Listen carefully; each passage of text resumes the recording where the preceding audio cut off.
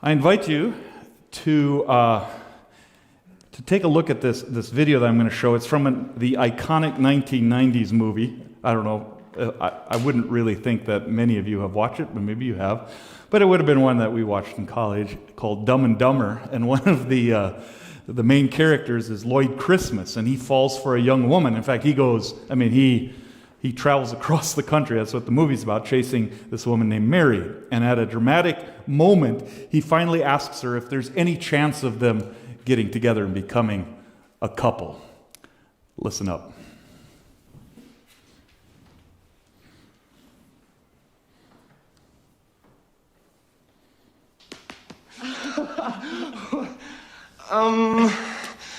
What I meant was,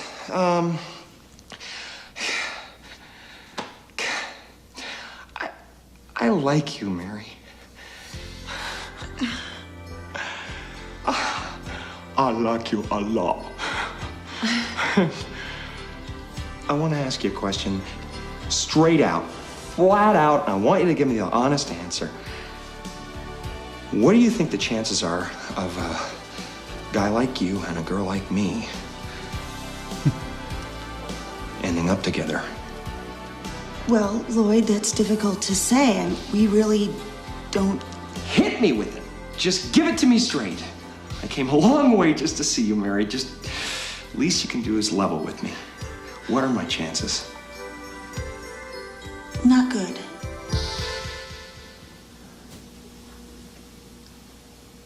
You mean not good like 1 out of 100? I'd say more like 1 out of 1,000,000.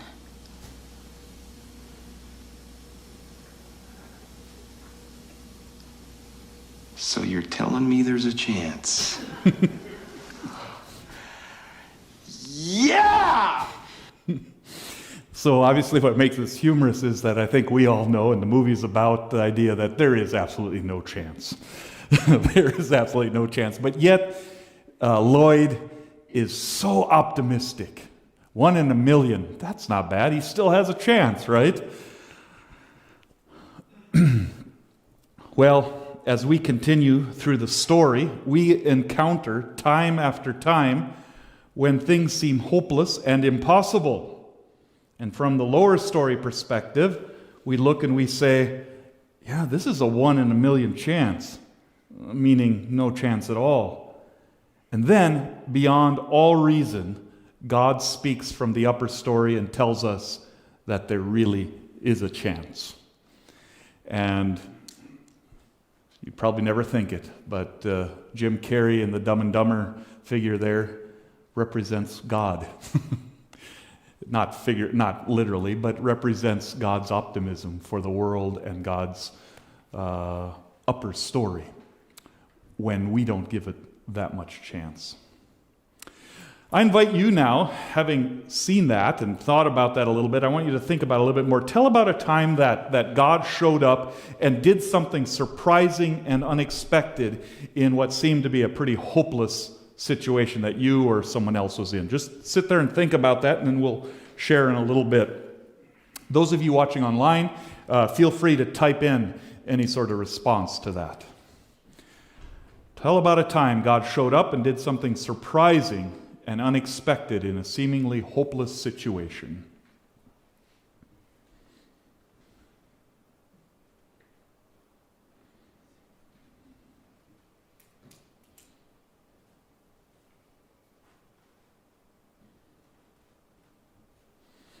Anybody want to share?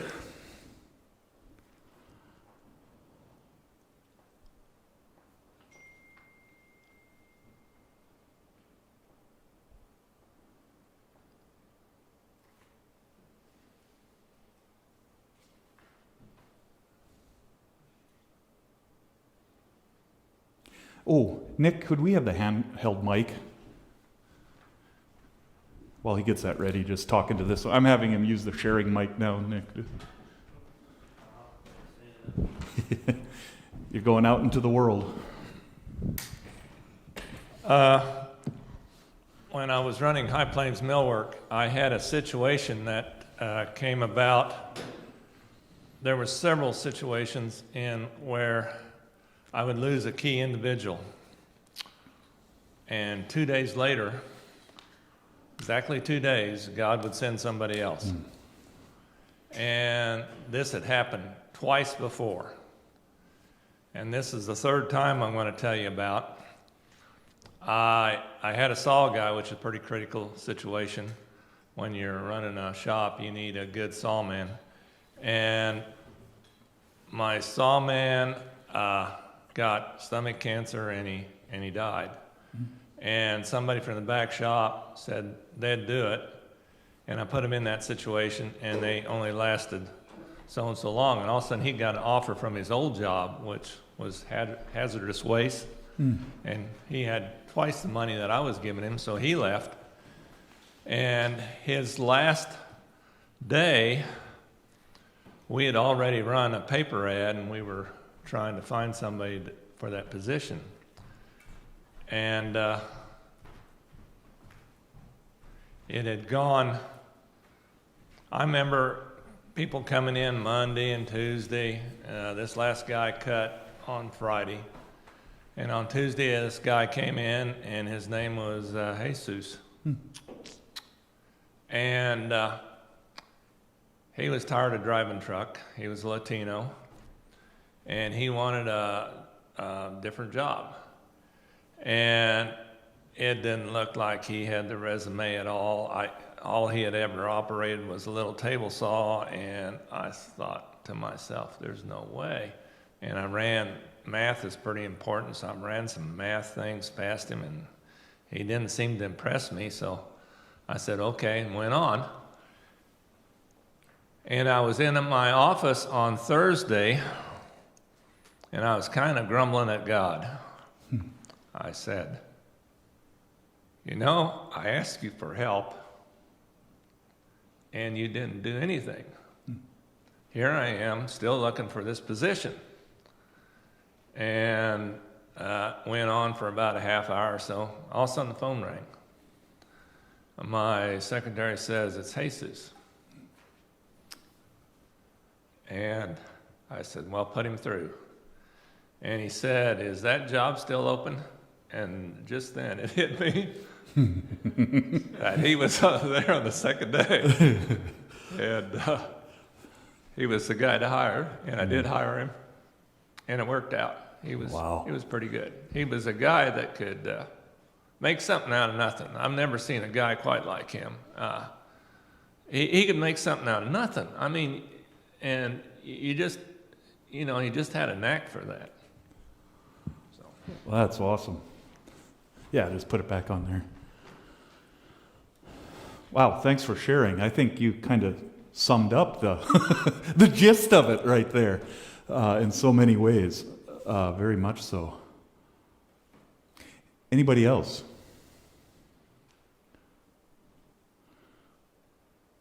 It's kind of funny when all of a sudden it hits you. Thou, God, you did say.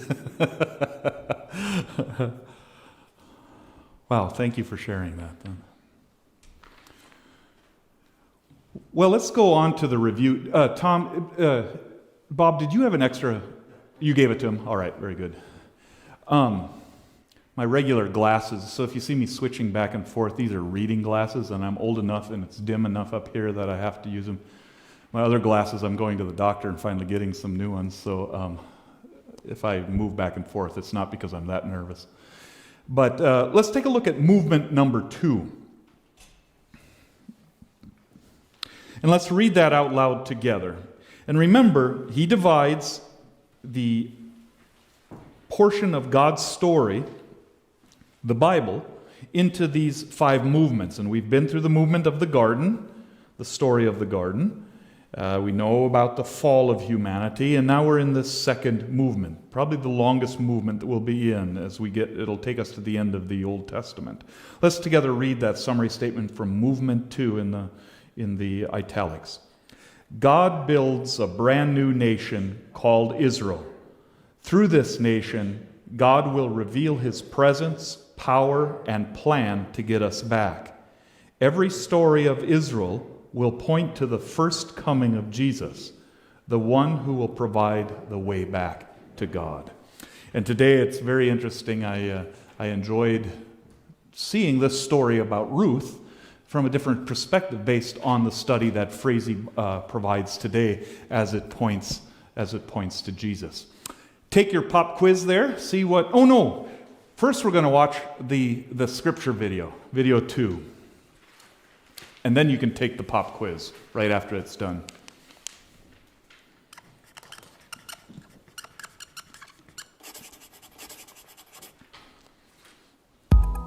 There was a man named Elimelech and his wife Naomi who lived in Israel during the time when the judges were in charge.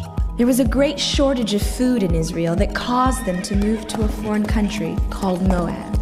Elimelech and Naomi raised 2 sons, and when their sons grew up, they each married women from Moab.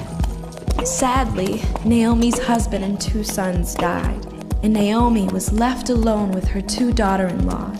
She told them that she was going to move back to Israel and that they should return to their own families. But one of the women, Ruth, refused to leave Naomi. She said, "Wherever you go, I will go. Your people will be my people, and your God will be my God." So Naomi and Ruth moved back to Israel to begin a new life.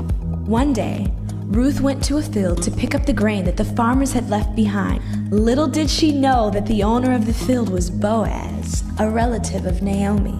Boaz was kind to her and offered her to come find food whenever she wanted.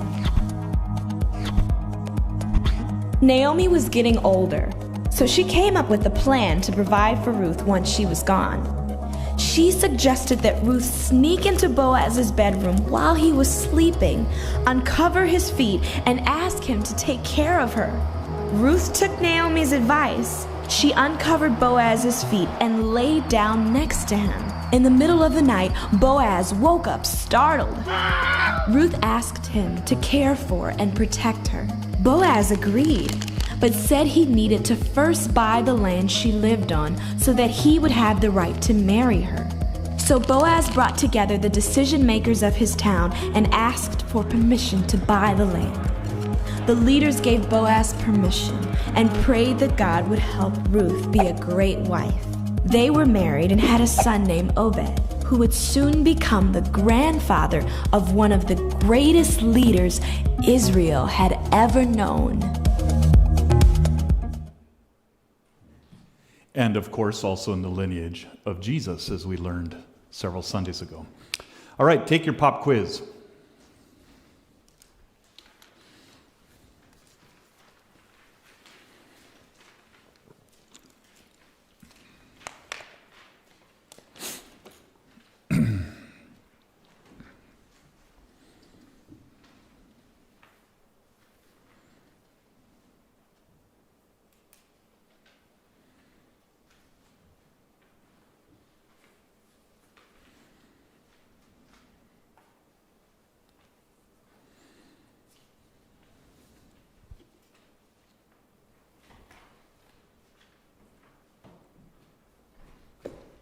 Need a pencil?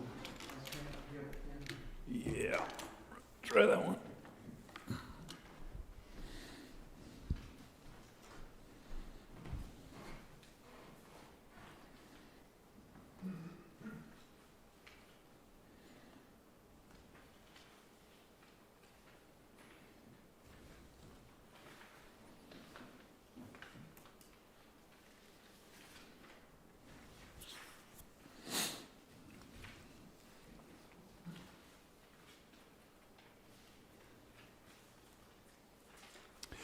All right, let's see what Randy Frazee has to say as we move into that. The video guide doesn't have the fill in the blanks, it has more of a reflective for you to follow along this time around, but let's listen to what Randy has to say. This is your story. This is my story. But most of all, this is the greatest story ever told. This is God's story.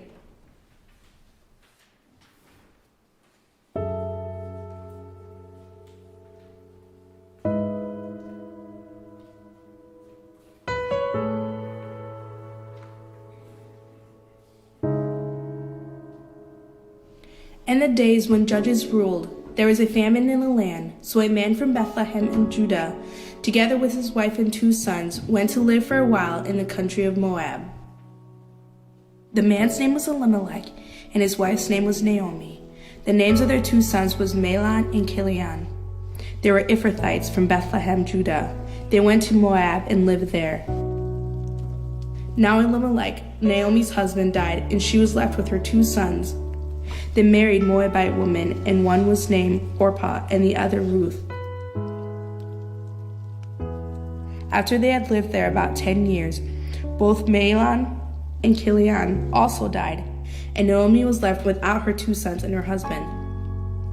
When Naomi heard in Moab that the Lord had come to the aid of his people by providing food for them, she and her daughters-in-law prepared to return home from there. With her 2 daughters-in-law, she left the place where she had been living and set out on the road that would take them back to the land of Judah. When Naomi said to her 2 daughters-in-law, "Go back, each of you, to your mother's home," but Ruth replied, "Don't urge me to leave you or to turn back from you. Where you go, I will go, and where you stay, I will stay. Your people will be my people, and your God, my God. Where you die, I will die, and there I will be buried. May the Lord deal with me, be it ever so severely, if even death separates you and me." When Naomi realized that Ruth was determined to go with her, she stopped urging her.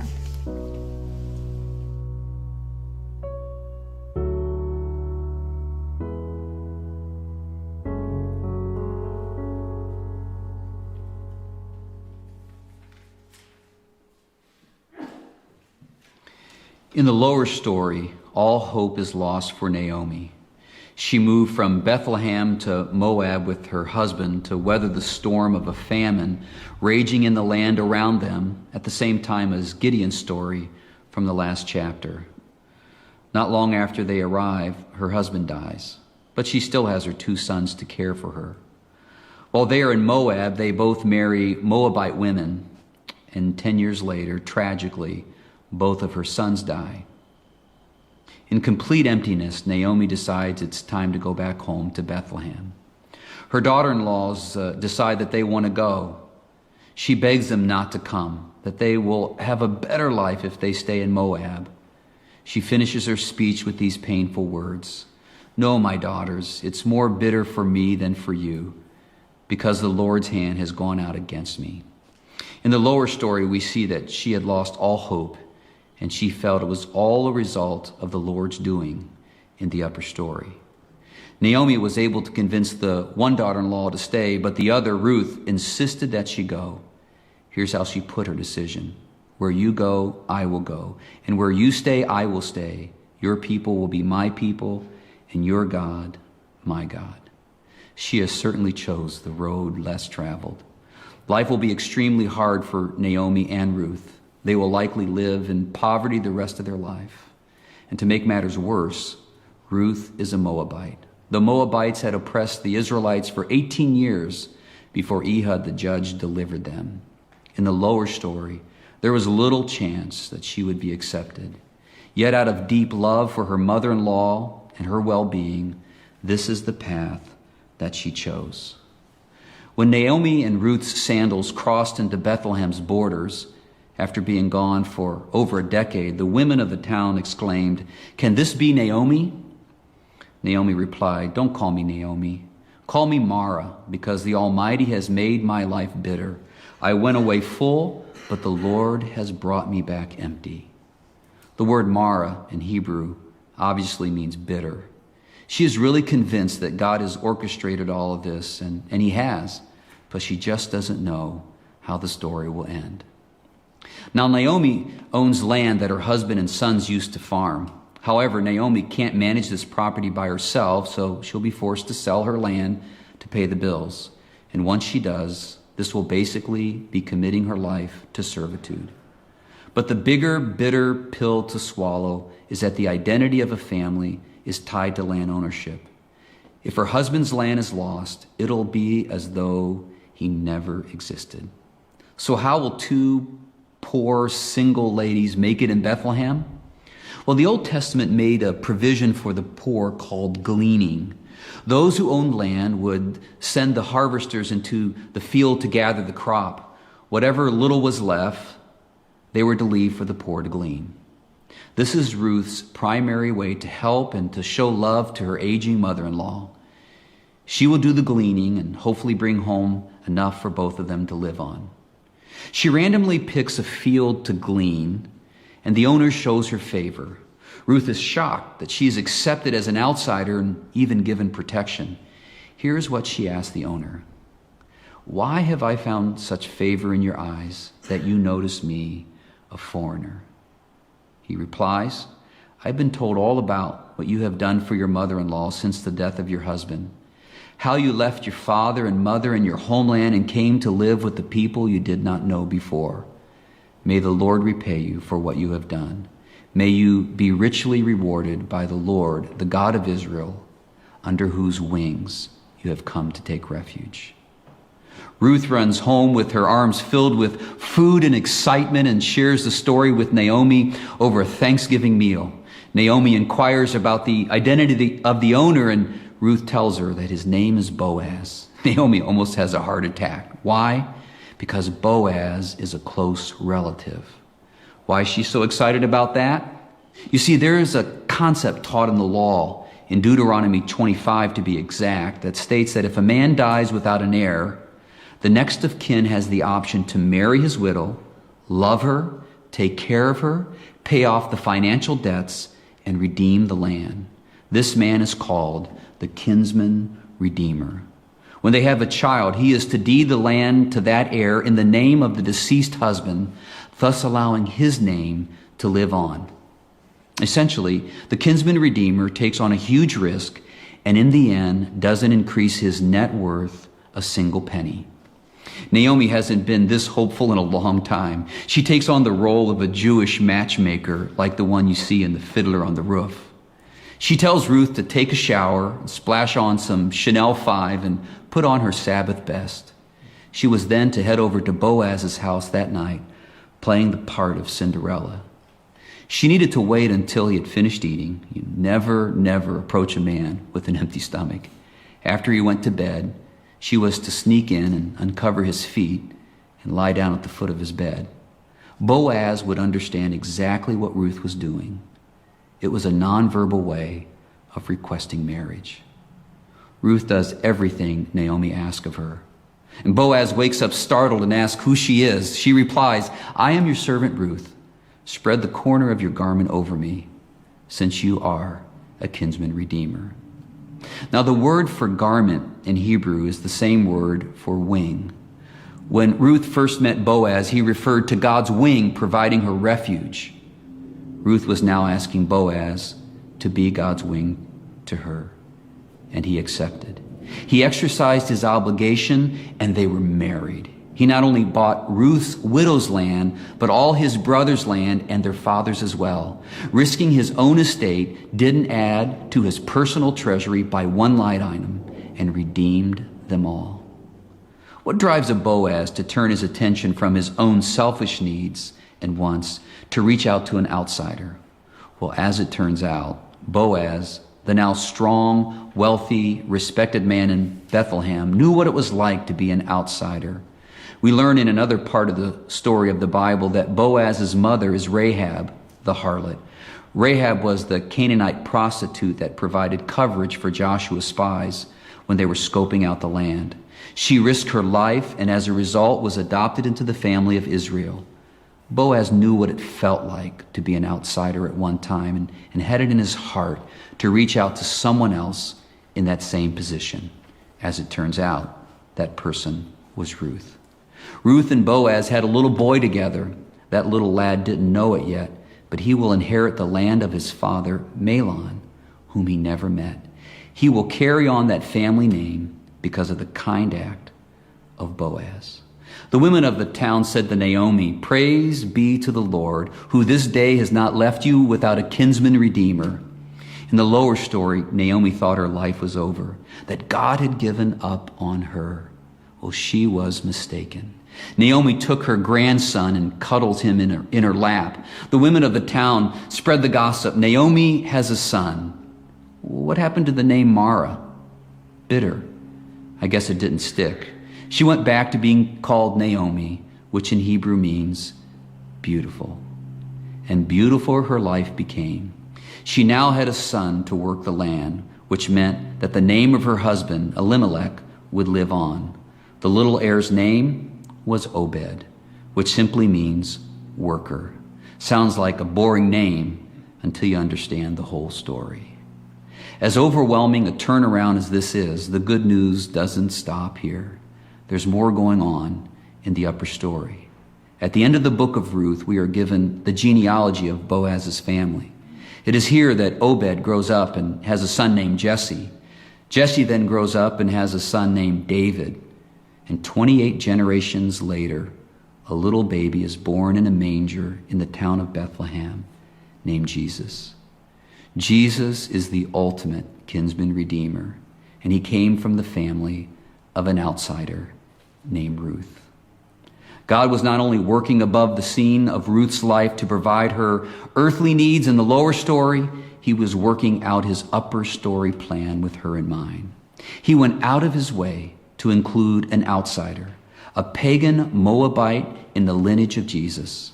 Now that is extreme acceptance. In the lower story, their life seemed hopeless, with no chance of acceptance. In the upper story, God redeems their lives and accepts them as his own. You know, right now, your story might seem a little hopeless and bitter to the taste. But remember, if you love God and align your life to his purposes, as we learn in Romans 8:28, God is working it all out for the good. So wait patiently for God. Wait patiently for God to unfold his good plan for you.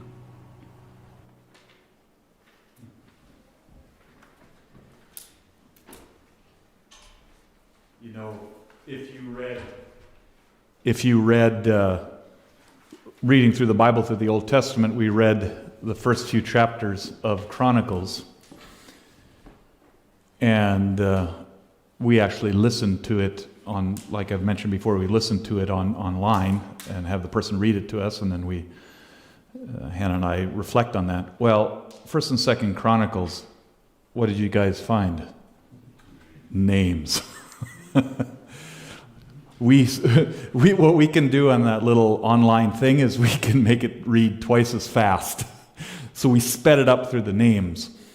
Well, I don't blame you for doing that, but the names, and I think I've preached a sermon on this before, especially the names at the beginning of the Gospel of Luke and the Gospel of Matthew, are important because in those names we find these sort of impossibilities, like the name of Ruth, a foreigner, and before that, Boaz's grandmother, the prostitute Rahab, who all become part of the royal lineage of not only King David, King Solomon, but also Jesus. And so often, you know, and what is very boring and tedious to read through is this sort of, you know, and we don't see it as easily as maybe Israelites may have reading it, but we see God at work because we'd be like, what? The Messiah could not have come from those harders, I guarantee you. But God has a way of working out the impossible, 1 in a million chance. Anything that struck you in what he had to say, and if you're online, you can type it in there in the chat and see what we can do. Anything that struck you, or you have a question about, or doesn't quite make sense, or you would like to explore a little bit more.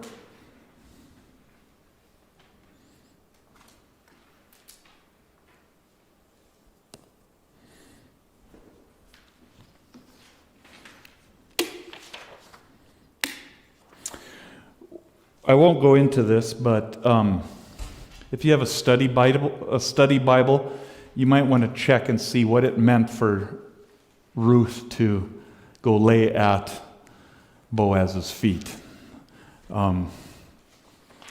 It's one of those things that's very Old Testament-y, It's a little strange to our sentiments. It's an idiom that we miss out, but I'll let you do that study for now. That's something you can do.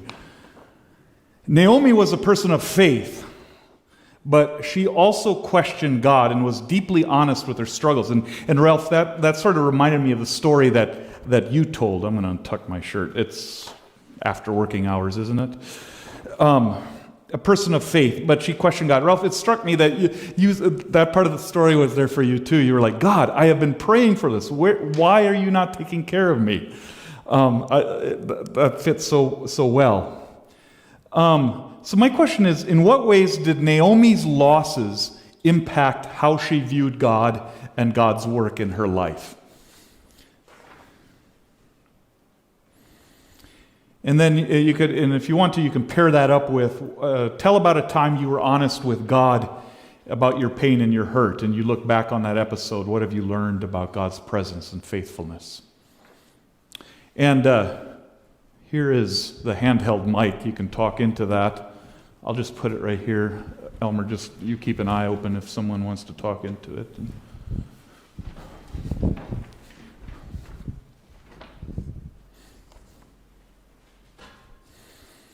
I mean, she's pretty bitter. I mean, she even calls herself that.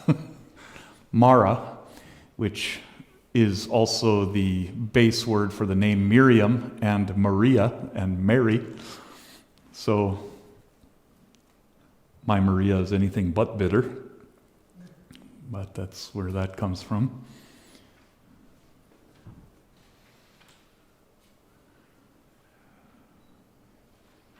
I mean, just put yourself in Naomi's shoes as you're thinking about life and God's protection and being faithful. And then all those things happen. Famine, your husband dies, all your sons die. That pretty much means you're nothing. There's nothing there.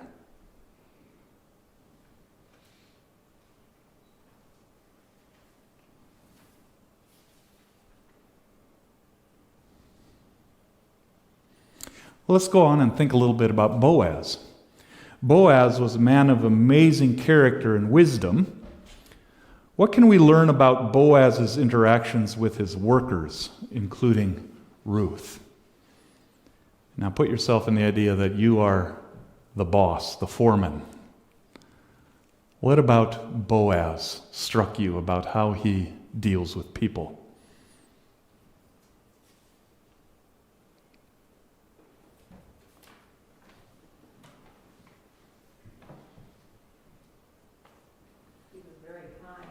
He was very kind, yes. Very kind. He also knew the realities. I always find it interesting. Make sure that you sit here and make sure that you watch out for Ruth so that no one bullies her. So it must not have been a very, it was a pretty rough place to be amongst the gleaners. And yet he makes sure that his kindness, that Ruth doesn't get bullied or sullied.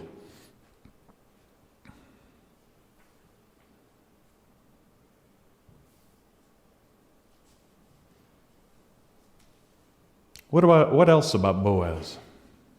He goes along with kind and gracious. Yeah. Sorry, that's for the sake of the world. Just talking, it's ready to go. It goes along with kind, but gracious. Yeah. Kind of expands that a little bit. Yeah.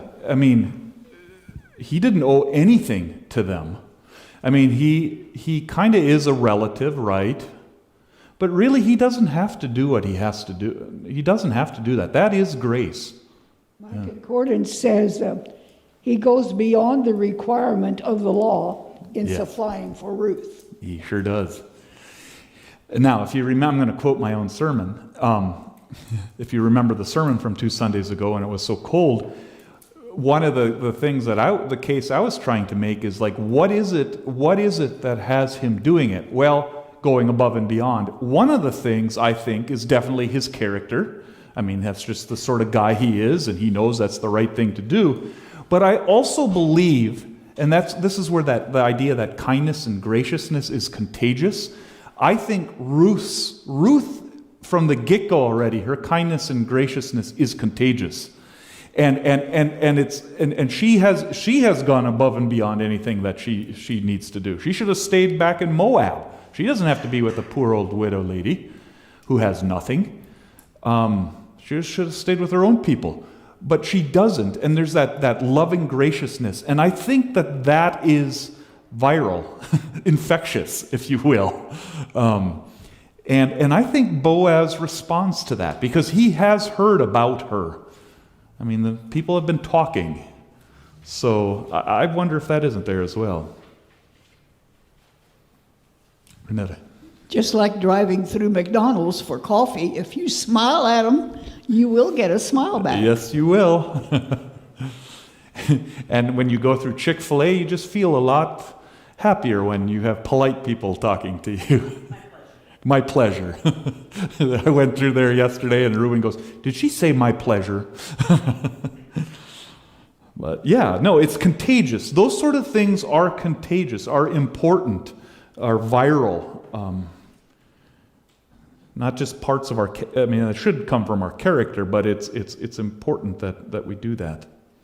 Now, throughout we get glimpses into Ruth's character. I mentioned some of them, but what else did you see in terms of her heart, her attitude, and behavior? Let's list those, because I think she's the centerpiece. Obviously, she's the centerpiece. The book is named after her. So, what about Ruth?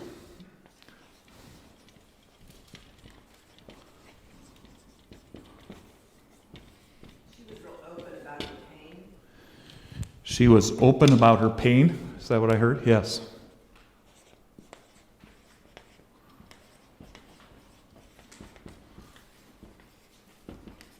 What else? Her race didn't bother her. Yeah, so culture and race was not a boundary, or not put boundary right now, a hindrance. It was the relationship, right? And she was also willing to let her daughter-in-laws go, even though that would leave her alone. Oh, you're talking Naomi now. Oh, I'm talking Naomi, sorry. Yeah, but you're right. That's back to Naomi. Yeah, she could have played all sorts of games, guilting them into staying with her. No, she does what I often, when you think about what true love is, when you think about what free will is, and this is how I often describe also the why God put the tree of life and the knowledge of life and death into the garden, and that is that if you truly have a choice, if you have a choice to either stay or to come along, and then you choose out of that, then you truly have love. Meaning, God could have created us to love Him, and we just loved Him because that's the way we're wired. Or He could have given us also the choice to hate Him, which He did. He gives us the choice, hate me or love me. And so when we choose to love Him, then it's truly love, right? Commitment. And I think that's what Naomi is doing there too, is she is giving them the choice. In fact, she's pushing them, stay there. And I don't think Orpah, is that her name, Orpah? The other daughter-in-law, she stays with her people. I don't think it's because she doesn't love Naomi. She does probably what is the rational choice that we would probably make, or for gut instinct. But Ruth makes a choice of love. She doesn't have to go with Naomi. Naomi has given her the choice. Naomi hasn't guilted or trapped or blackmailed her into this. Was it also a love for God?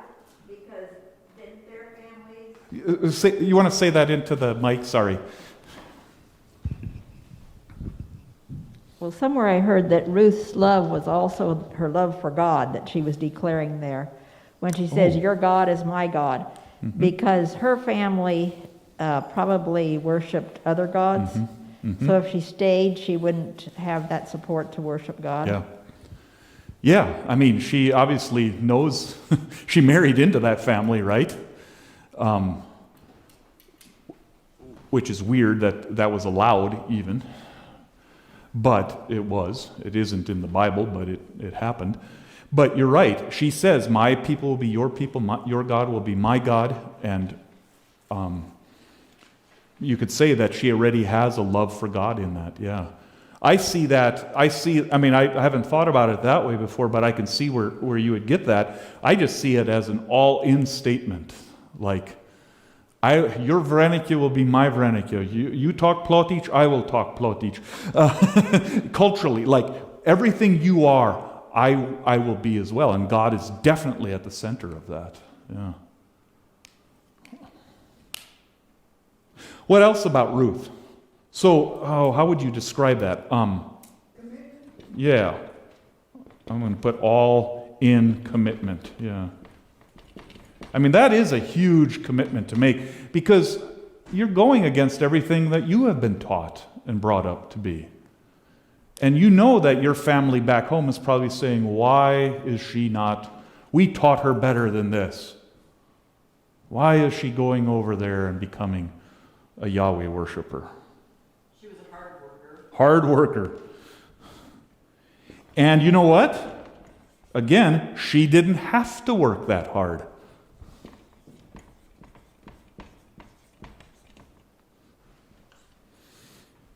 She was also obedient. She followed Naomi's suggestion there. Faithful.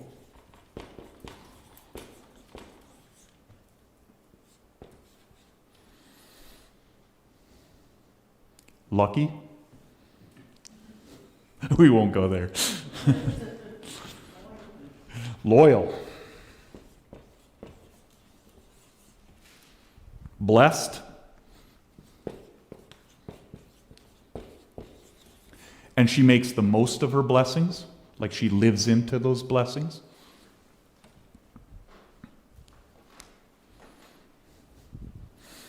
And you online, you can chime in too by typing in any thoughts there. Now the question to apply to that is, how might Ruth be a model for people today? And of course, the question isn't so much about that person as it is me. Can Ruth be a model for me? We're all saying that about, you're not thinking about me, you're thinking of yourselves. Do those things. Yes, do those things. Yep. Every one of those, Boaz, Naomi, Ruth, for once we have some pretty upstanding characters in the Old Testament. Can you find a flaw in any of those three? Like a major flaw? They haven't killed anybody. Yeah, he didn't say that Ruth, and then once Ruth became married to Boaz, she went and killed all the... You're right about that. I mean, there's definitely pain, there's definitely reality of famine, but not... None of them really do anything malicious. Although you could make the argument that they went against God's word and got married to Moabites, to outsiders. But that's not really at play here. Well, it is kind of at play in that God grafts that into Jesus' story. Do you think that Ruth is selfless? Is Ruth selfless? Say more. Give him the mic, yeah, and then... Well, my question is she totally selfless? Or why would she do that? Yeah. I mean, there's no logic that I can tell, other than she had a tremendous love for Naomi, I suppose, but I don't know. Is she actually that nice of a person? That's a great question, because it seems to me one of the things that's implied in that question is, are we sure some of this wasn't done in self-preservation? Naomi kind of plays it that way, doesn't she? I mean, she seems to kind of come across that way. If it is, those traits aren't brought out as such in the text. I wouldn't put it past her. We're, as human beings, we're always thinking that, right? Even maybe it's just so much against my character to be that selfless, because I'm always thinking out for my own good as well, even though I try to be selfless. It's always a both and. It's always an internal struggle for me. How much am I really doing this for the sake of myself or for other people? And maybe the author, that was part of God's teaching here we're all struggling with that within ourselves, right? So she's really getting us to think about that balance of selflessness and having to make it in life. Because life isn't easy, and you gotta make it, and so I wonder if that's not implicit in who she is. That there's a certain sense of self-preservation, but it's done in such a way that is radical. There's nothing wrong with her needing to scrape for food. There's nothing wrong with her needing to marry up. There's nothing wrong with any of that. It could be because we could very much picture another character. I'm not thinking of it, but how another person might go about that who wasn't as selfless, had the same ending of sorts, but went about it much more cutthroat and those sort of things. So I think it is a lesson on selflessness, but it also it doesn't say that I don't think it's implied that we just give ourselves away and don't think about ourselves. But it's maybe the question of, while we are thinking, because we're all born that way, we have self-preservation, but it's how do we think about it? What values trump other values? Or what are good ways of doing this? All of us maybe have the same instincts, but there are better ways to work out those instincts than not. And definitely in Ruth and Boaz and in Naomi, we see the better instincts of humanity. Definitely of the characters in the Bible. A lot of them. That's a good thought. That's a good question. So you had me sort of working, that's why I rambled here, because I was sort of working that one out in my head. That's a good thought. Good question. And I think those are the type of questions we need to ask of the text as well, because it isn't like these are superhuman people. If anything we've learned in the Old Testament, they are far from superhuman or super holy, but God still works through them. There are definitely the high road and the low road you can take in living out life. Naomi realizes that Boaz was caring for her. Yeah. Made sure that they had plenty to eat. But also, she also knows the laws of when a family member dies, what's going to happen to the land and everything. So maybe this is where her impetus came for doing it this way, that she would be cared for, and it would stay in the family, and their child would be the heir. Yeah. Randy definitely played that up a little bit more. He said, Naomi knew the law here, and that's why she gets excited when she finds out he's Freundschaft, he's relative. Must not be too close or else they wouldn't marry. But, and so there is that thinking about yourself, but also the other, that balance going on there. And of course, it is then finally Boaz. If you think about it, then Boaz has the most to lose out of this economically, for posterity's sake, his name, the land, reputation, and he does it anyways. He's a risk taker. He is a risk taker. And he does it on his passions, based on his character. These are amazing. The more I think about it, these are just amazing characters. Yeah. But Ruth, when she was thinking this all through, and hoping for children, there was no guarantee that they were going to have a son. What if it had been a daughter? Right. That would have stopped the family name right there. But that's probably where her faith definitely came into play. Not to mention walking into a guy's bedroom and hoping that he would say, "Yeah, let's get married." That's a pretty big risk, because he could have said, "What in the world?" That's what you call bold. That was definitely a bold move. And if you read what that actually means in Hebrew, it's even bolder. So it's... the whole Old Testament's been pretty R-rated. It is. That's why I'm trying to keep it so that we can keep it published on YouTube.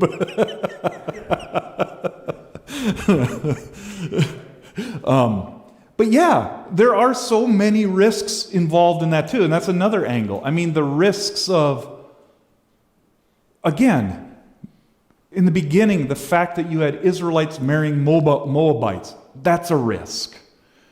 And then famine and going to a whole other country. They were now putting themselves, they were living in Israel, and now Naomi and Abimelech were going to become foreigners in a strange land. So they were risking that life would be better there.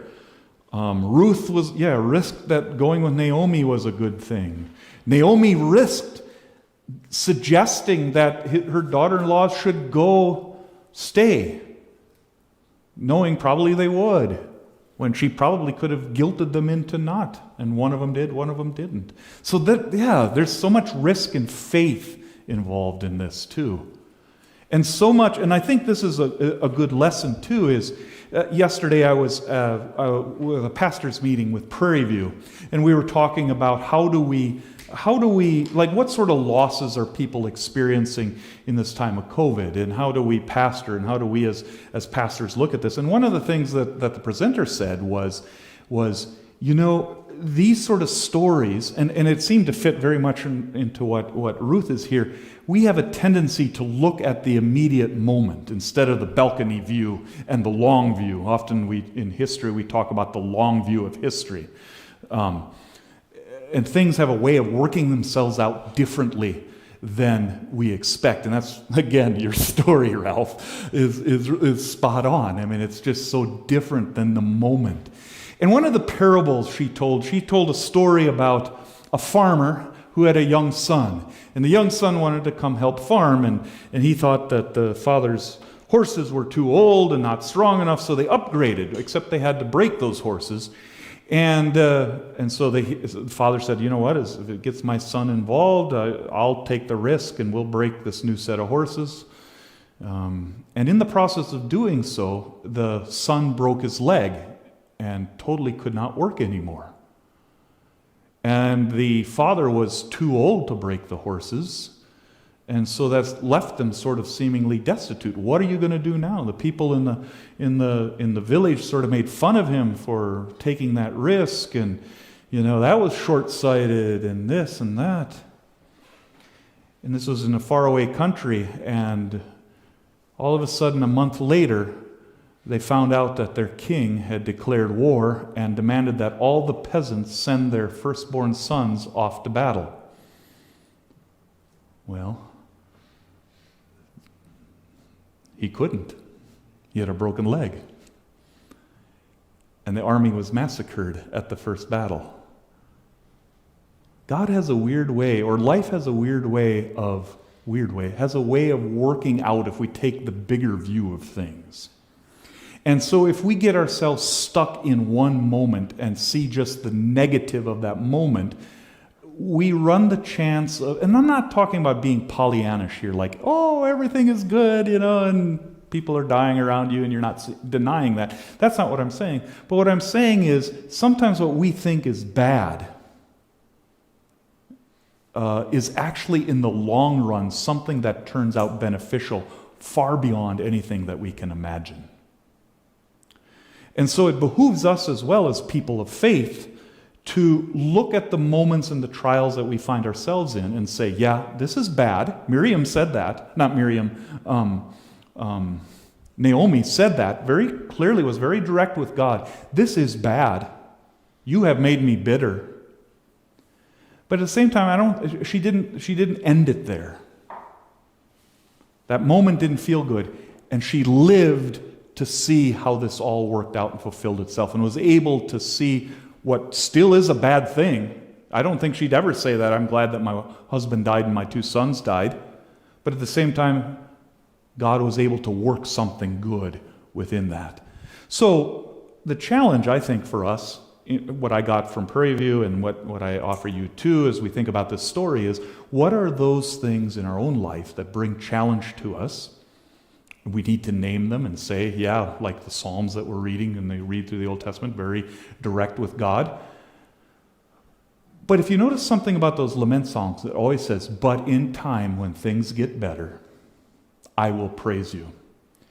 And that's not a bribe of God to say, okay, I will praise you if you make things better. That's not what it is. It means that it's a statement of trust, that things will somehow work out if I trust in God. And when they do, I will make sure that I also give thanks.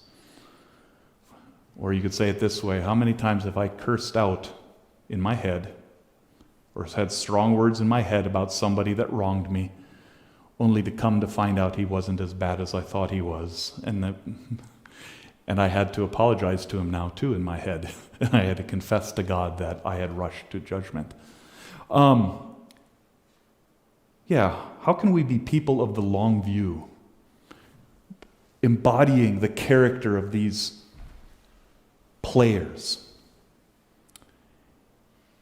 and living life to its fullest, recognizing it's not easy, but then celebrating when it does work out in ways that we couldn't have guessed like it should, especially when Jesus calls the second time and you realize, oh yeah.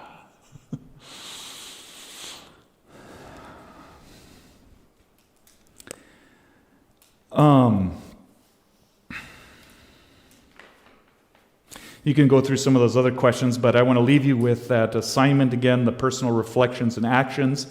Again, we're looking at those 3 characters, learning at what we can learn from them, Naomi, Ruth, and Boaz, sort of applying that to our life. And then the action statement for the week is this: be a Boaz. He showed compassion to a person in need.